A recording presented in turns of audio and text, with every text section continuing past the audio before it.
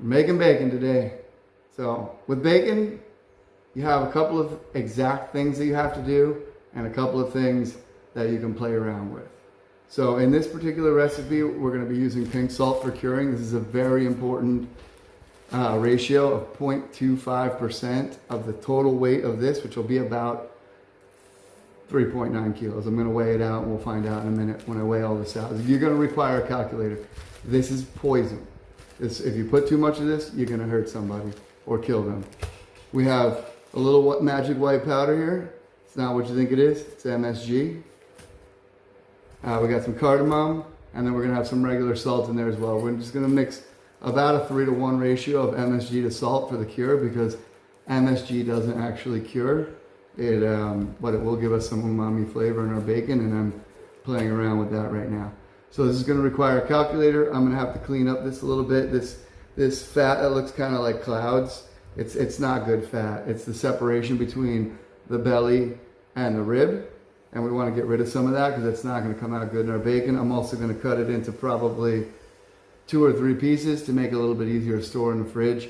Then we're going to get all this brine together, weigh it out. I'm not going to do all the math on camera, but essentially it's 0.25% pink salt, 2% of the mass of regular salt, and about 1.5% brown sugar. We're going to be using raw sugar, just pure cane sugar. It's very good and it's really nice and it's affordable. So those are the curing ingredients.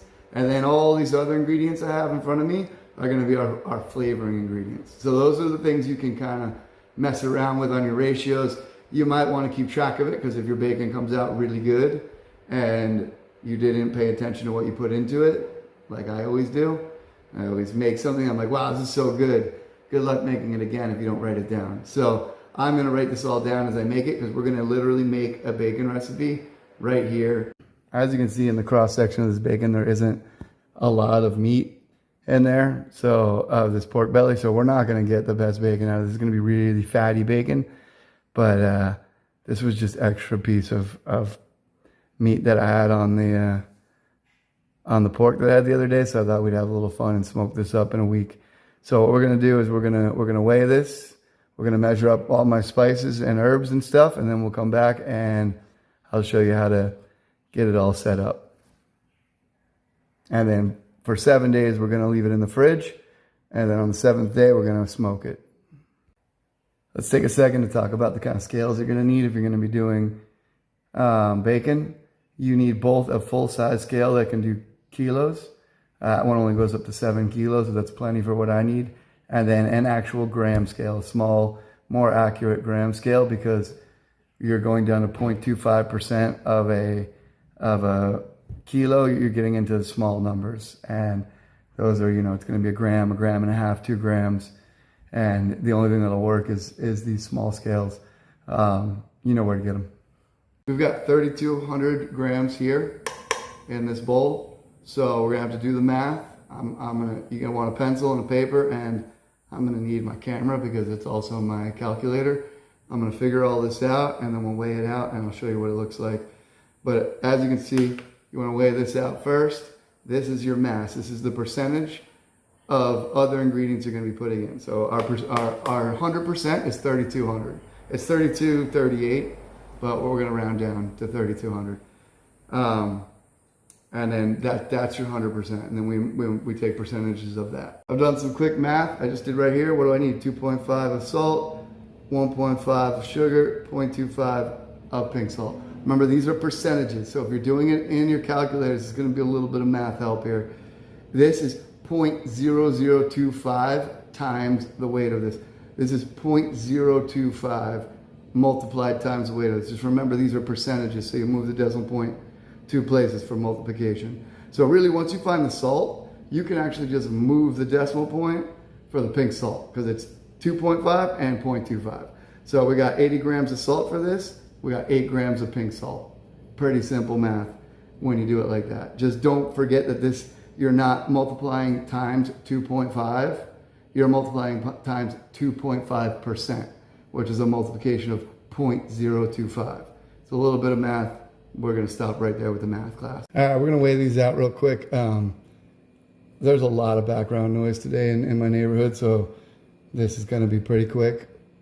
I'm not gonna videotape all of this because there's just too much going on. This is Tapa Dulce. It's just pure sugarcane. Smells really good and really fresh. I just run it over a grater and use it in here. If you're making my cookie recipe, this works really good for the brown sugar. And then we got our special white powder, MSG, and we got some salt, and that's all we need. We're good to go, and the pink salt.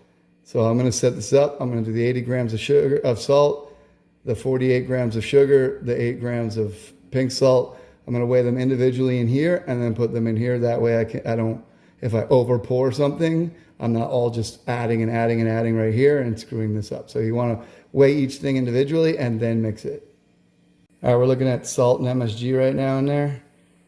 As you can see, I put about 70 grams of salt and about 13 grams of MSG. So we went a little bit over the 80, that's fine. Mix it up. We're gonna see what effect the MSG has on the bacon. It should give it a nice umami flavor. I'm really only putting it in there in hopes that Uncle Roger will roast my video, being another white chef who just discovered MSG. But that's why it's in there. So Uncle Roger, if you're watching, please make fun of my video. Okay, so we got our 8 grams of pink salt in there. It's just a little bit, see, as you can see. Don't confuse this with Himalayan salt. Himalayan salt is a marketing technique. I think they just put a little bit of dye and some salt and sell it to you as pink Himalayan salt. This also has dye in it. It's called, I think, Prager #1 is the actual chemical name for this. We call it pink curing salt because they put a dye in it, so we don't eat it as salt. I don't know why pink, because pink is kind of a color people might want to eat, but this is what it is. It's either called Prager 1 or something else. I forget what the other name of it is. But that's what this pink curing salt is. It's not regular salt. And as you can see, my Tapa Dulce, which is my brown sugar, is pretty fresh. So I can make it a little wet. Mix it with the salt and then break it up with your hands in there and it'll be fine. Now that we've weighed out our spices and everything, we can have a little bit more fun with what we're working on and invent a bacon flavor for yourself. For me, I'm gonna be using rosemary, a lot of black pepper, a little bit of thyme. I'm thinking red chili flakes. I don't know why, but they were calling me today at the store, so I got those. We're gonna put a little bit of nutmeg, just powdered, so it's gonna be just a tiny little touch of that. And then I have all of this cinnamon. So these are just cinnamon chips, basically. So we didn't want pure pulverized cinnamon because it's gonna marinate, it's gonna cure for 7 days. So if you put powdered cinnamon in there, it's gonna be pure cinnamon flavor. These are gonna be a little bit better to give you a little bit of cinnamony hint without it being insane. And then we have some cardamom here. This I picked up earlier this week as well. And these are rough ground. These looked like they were maybe hitting in a mortar and pestle for just a couple of minutes. Again, all of this that I'm putting on right now is going to be washed off before we actually smoke it. And then we'll put a little bit of pepper on it to smoke it. So we'll see how this goes. We're gonna put all these ingredients on. I'm not gonna write it down. The amount that I put on this is I'm just gonna cover the meat. So for the cure, you need to use all of your cure. For the spices and seasonings, you don't need to use all of it. Oh, I also have some paprika that's going in there, some cayenne going in there, and some onion powder that's going in there. And that should be good. Okay, so the cure is on there now. As you can see, it doesn't look insanely salty or anything. Most of it's liquefied and gone into the meat at this point. Remember, this is gonna sit in bags in the fridge for 7 days. So it may look a little wrong right now, but all of that's gonna melt and dissolve into the meat in the curing process. Just try to make sure you evenly distribute it to both pieces. If you have 2 pieces, or just use 1 piece. And do your weights by 1 piece. It might be a little bit easier if you're trying this for the first time. This is not my first time making bacon. So now I'm gonna put spices on top of that, and then we're gonna bag it and put it in the fridge. To be put into bags, and it's ready to go. Normally, if you take a piece of pork like this and put it in your fridge for 7 days, in 7 days it's going to have a horrific smell to it. If you've cured this properly, in a week, this should come out and just smell like herbs and spices. There should be no rotten pork smell. Everything should have cured properly, and it should be good to go. We're going to find out in a week. All right, so they're bagged and ready to rock. Again, I use these same bags for pretty much everything. I don't know how pleased my wife will be that I'm taking up a whole shelf for a week in the fridge, but it's all right. She'll get over it. And we're going to have bacon when we're done, so it's worth it.